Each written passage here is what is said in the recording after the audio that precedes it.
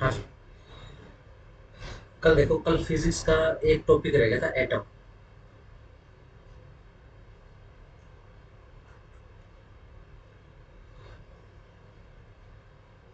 ठीक है जी। इस कंसेप्ट को बोल रहे हैं एटम एंड न्यूक्लियर फिजिक्स।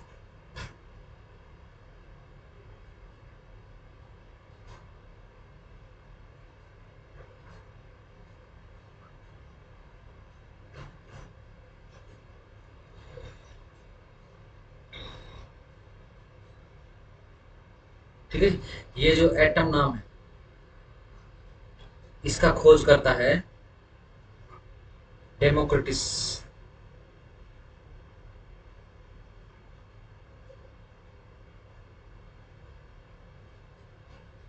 इसका खोज करता।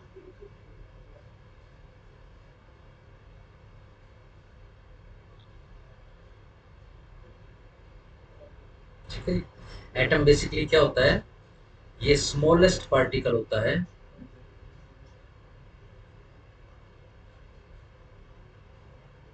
ठीक है जी। Of a matter which takes part in chemical reactions.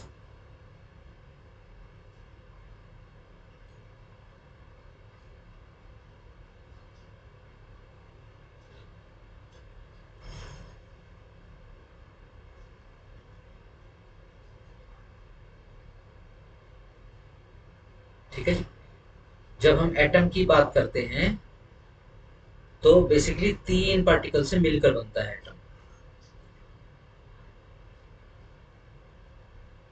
Electron,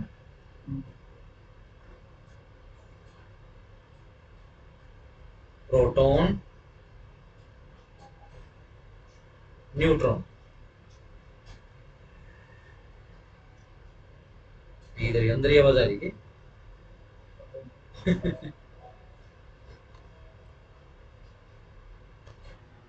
है। इन भागों से मिलकर बना होता है। और जब इसकी स्ट्रक्चर की बात करी जाती है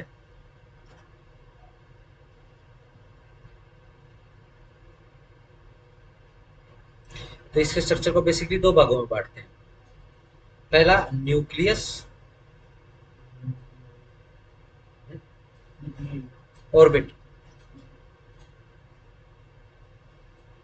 ठीक है जी। जैसे कि ये आपने बनाई होगी, आठ 10वीं क्लास में बनाया होगा। ऐसे, और इसके चारों तरफ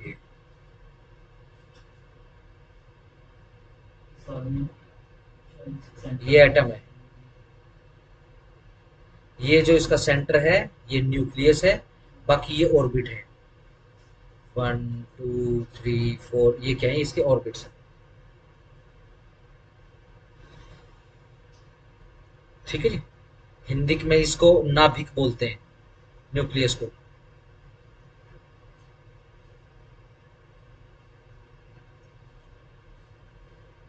ठीक है जी।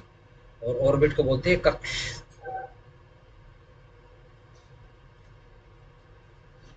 सही है जी। चलो जी। न्यूक्लियस का खोज करता बताओ कौन है? भूल गए? रदरफोर्ड।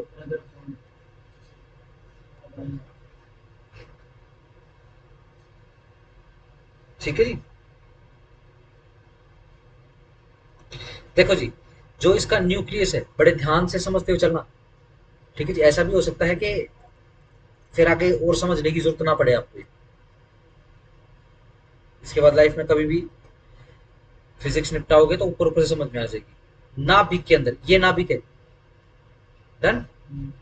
इसके अंदर ये जो हमने तीन पार्ट किए थे इसके, इलेक्ट्रॉन, प्रोटॉन, न्यूट्रॉन। ठीक है जी। इसके नाभिक में मिलते हैं अपने को दो न्यूट्रॉन्स, जो इसके नाभिक में मौजूद होते हैं, न्यूट्रॉन्स एंड प्रोटॉन्स।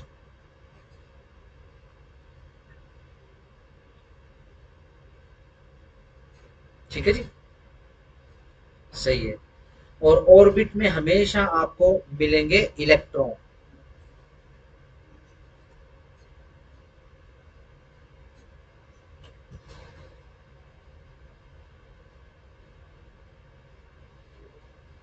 ठीक है जी, चलो जी, सही बात है।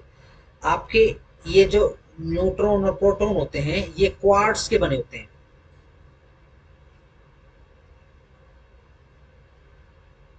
क्वार्क्स, सॉरी,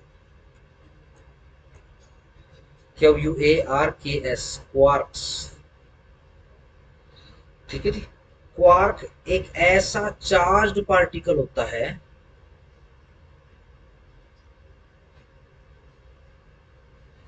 ठीक है जी, जिसमें चार्ज हमेशा फ्रैक्शन में पाया जाता है।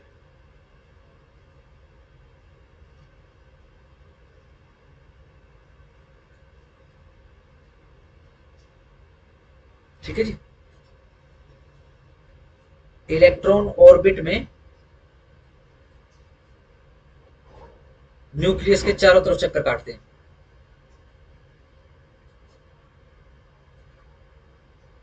की परिक्रमा करते हैं।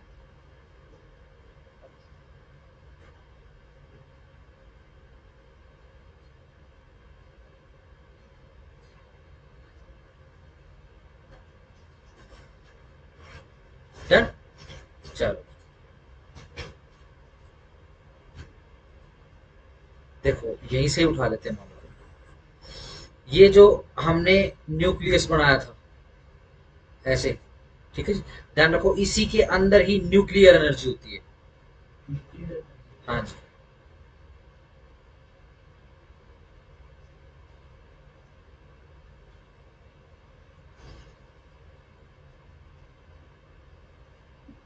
क्यों? इसी के अंदर ही फ्लो करती है।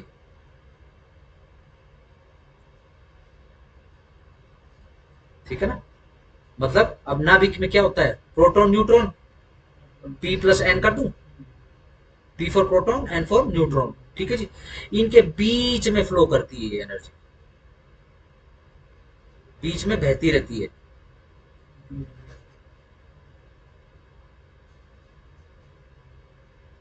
और एटम तो हर, हमारे अंदर भी एटम है, यानी हमारा जो एटम है उसके बीच में बिल्कुल नाभ की में जाके, ठीक है जी, वहां प्रोटॉन न्यूट्रॉन के बीच में एक एनर्जी है जिसको हम नाभ की एनर्जी बोलते हैं। ठीक है जी।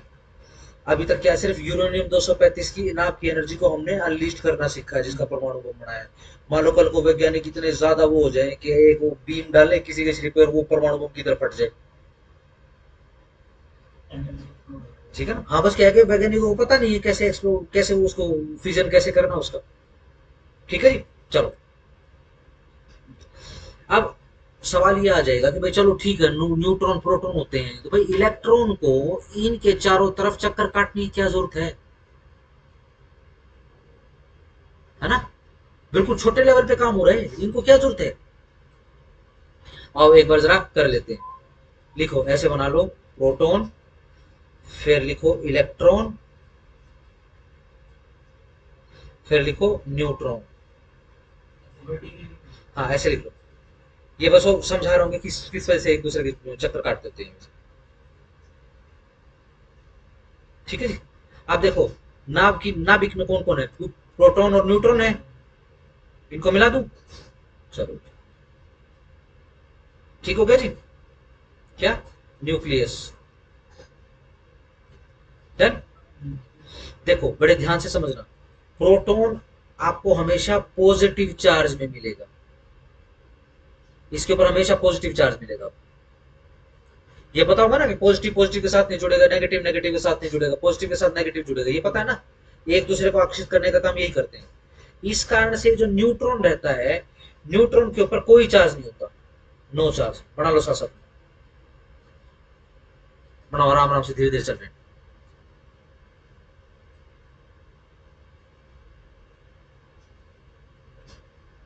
सेम चार्ज रिपेयर नीचे पे। हाँ, सेम रहेगा तो बिल्कुल। डन। प्रोटॉन पे नाम से याद हो जाएगा, proton positive, neutron neutral. Neutral, neutral है ना, तो पहले स्कूटर में न्यूट्रल गियर आता था। न्यूट्रल मतलब कोई ना आगे का क्या बोलते हैं फॉरवर्ड का उसके अंदर गियर, ना फिर वो बैकवर्ड का कोई गियर। ठीक हो गया? कौन सी स्कूटर? हाँ बाइक में, हाँ हाँ। एक न्यूट्रल गियर होता है ना बाइक में होता है, हाँ। डन हो गया? इलेक्ट्रॉन पे हमेशा आपको नेगेटिव चार्ज मिलेगा।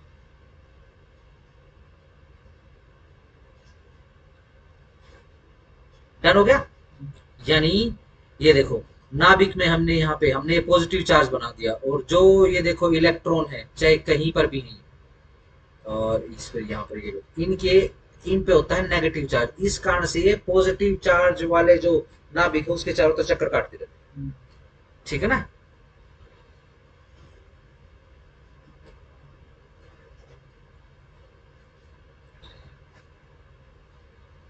चलो जी, इलेक्ट्रॉन की खोज किसने करी? थॉमसन ने, थॉमसन। ठीक हो गया जी। प्रोटॉन की किसने? रदरफोर्ड। और न्यूट्रॉन की चैडविक।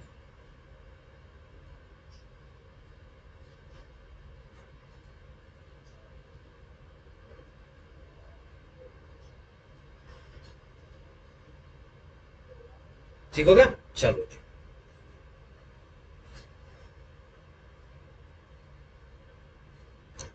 डन हो गए? चलो, फिजिक्स के हिसाब से ये देखो,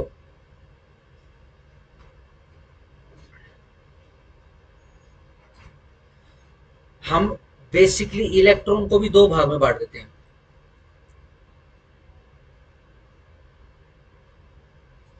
एक तो आपका इलेक्ट्रॉन होता है, इसके ऊपर नेगेटिव चार्ज होता है, इलेक्ट्रॉन को बांट रहे हैं। एक ऐसा इलेक्ट्रॉन होता है जो जिसके ऊपर पॉजिटिव चार्ज होता है। इलेक्ट्रॉन भी दो तरीके के हाँ, जो आपका ये याद हो जाएगा, वैसे ही याद हो जाएगा। ठीक है, रोहतक में रहते हो, रोहतक के नाम से याद हो जाएगा। एक होता है पॉजिटिव चार्ज वाला इलेक्ट्रॉन। ठीक है, जो आपका एटम है उसके चारों तरफ तो आपको नेगेटिव वाला मिलेगा। ठीक है ना? वैसे इलेक्ट्रॉन की अगर बात करूं तो नेगेटिव और पॉजिटिव दोनों चार्ज में मिलता है। जो नेगेटिव वाला हम तो उसको इलेक्ट्रॉन ही बोल रहे हैं। चेक। ठीक है जी, जो पॉजिटिव वाला है हम उसको बोल रहे हैं पॉजिट्रॉन।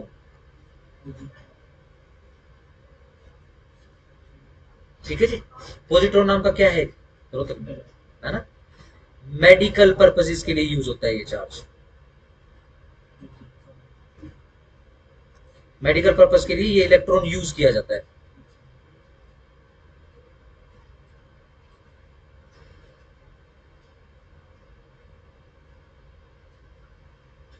ठीक है जी।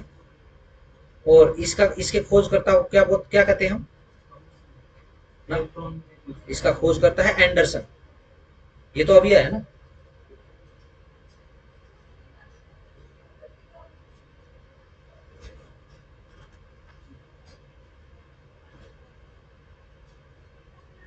सही।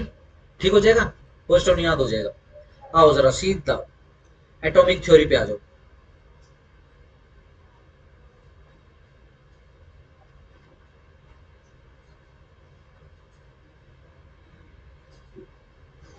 ठीक है जी।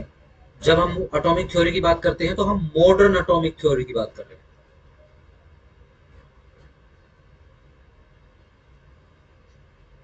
ठीक है जी। सबसे पहले किसने? ये जॉन डॉल्टन ने।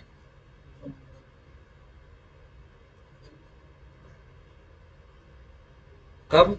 1808 में ये थ्योरी का प्रतिपादन किया। ठीक है जी। परंतु इसमें कमियां थी। ठीक है जी। चलो जी, इसके बाद समय आगे आगे, आगे बढ़ा। फिर आया जे जे थॉमस। कब? 1897। ठीक है जी। इसमें भी कमियां थी। फिर आया है अपना ये रदरफोर्ड।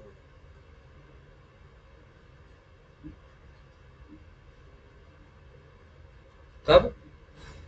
1911। ध्यान रखो इसमें भी कमियां थी।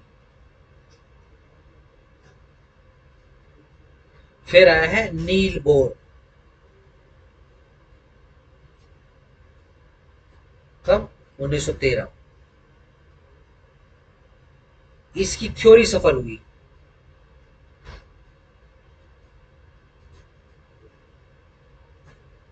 ठीक है जी, सही। चलो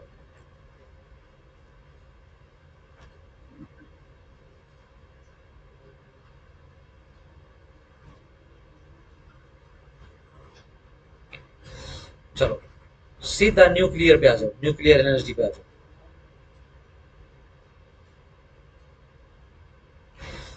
देखो जी, न्यूक्लियर से एनर्जी बेसिकली दो तरीके से रिलीज करवाई जा सकती है। एक तो सीधा न्यूक्लियर फिशन फिजन, और न्यूक्लियर फ्यूजन।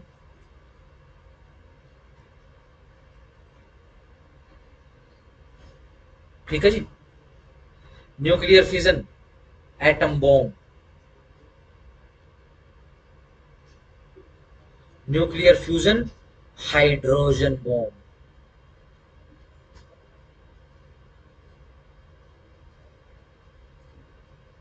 ठीक है जी, आओ जरा एटम बॉम्ब काम कैसे करता है। देखो जी, जब एटम, इसमें ध्यान रखो एटम कौन सा ले रहे हैं, इसमें U-235 यूरेनियम 235 की बात हो रही है। ठीक है जी, सबसे एक्टिव जो पृथ्वीलोक पे पाया जाता है वो यही है। एलिमेंट्री टेबल पे इसका नाम है U-235 यूरेनियम 235, और भी 236 237 238 कई हैं, बट U-235 सबसे ज्यादा एक्टिव है। सबसे अच्छी क्वालिटी का बॉम्ब बनता है इससे। देखो इसमें क्या होता है, इनको तोड़ा जाता है, इस एटम को तोड़ा जाता है और टूटकर दो नाभियां बनाता है ये, दो न्यूक्लियस बनाएगा, दो न्यूक्लियस और आगे टूटेगा, दो का चार, चार का 8, 16, 32 एंड सो ऑन, और अनकंट्रोलेबल एनर्जी रिलीज होगी।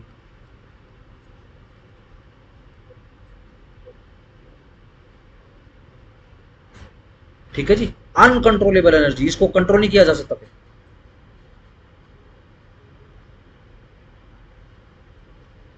ठीक हो गया। इसको बोलते हैं फिजन, फिजन मतलब अलग हो गया, फिजन हो गया। ठीक है जी। फ्यूजन का मतलब होता है उल्टा जुड़ना। यहां पर दो नाभियां, दो न्यूक्लियस को जोड़ दिया जाता है, और जब दो नाभियां जुड़ती हैं तो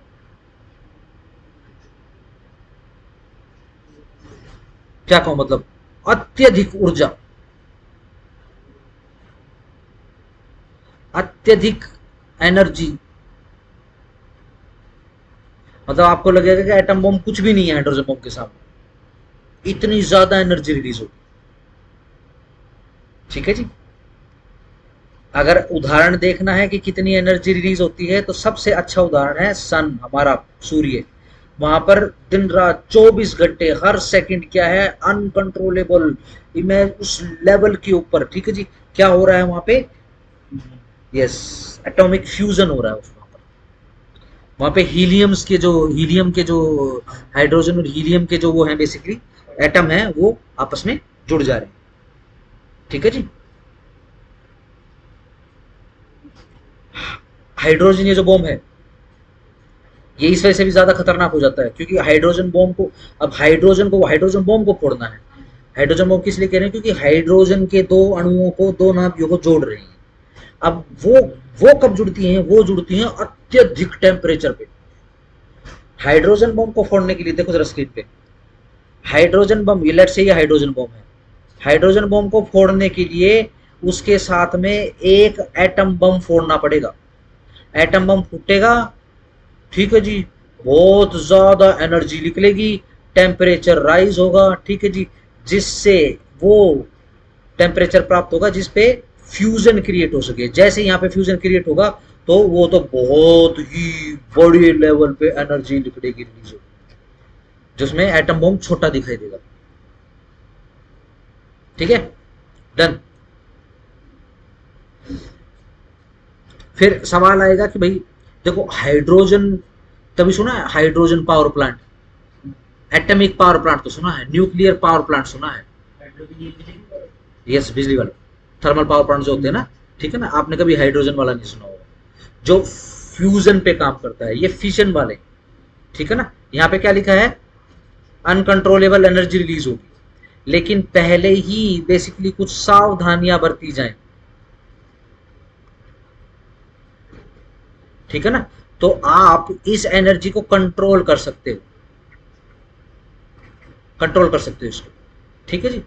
बेसिकली आपको क्या क्या चाहिए, भारी पानी प्लस कैडमियम प्लस बोरोन, ये एलिमेंट्री टेबल के अंदर एलिमेंट्स हैं, कैडमियम और बोरोन की मेटल चाहिए, छड़े चाहिए उनकी, ठीक है जी। ऐसे होती हैं, मतलब लंबी लंबी छड़े हैं ऐसे, वो सीधा होगा नहीं भी,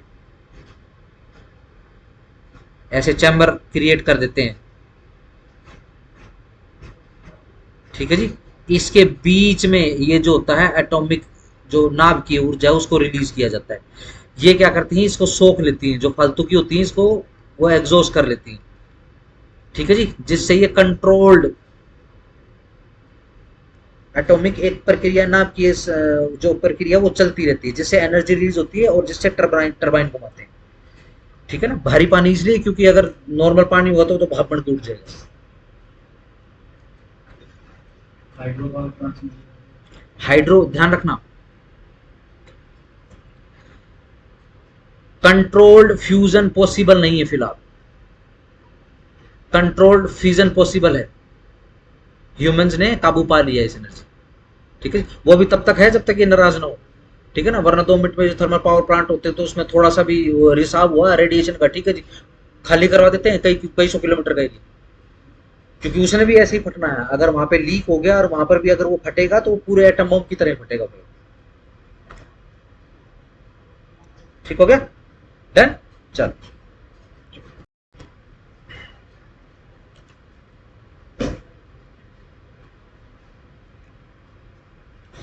एक बार इसको मैं स्टॉप करके इसको रिकॉर्ड कर लेता हूँ, ठीक है ना, इसका अलग हो क्योंकि फिजिक्स का अलग से बना रखा है।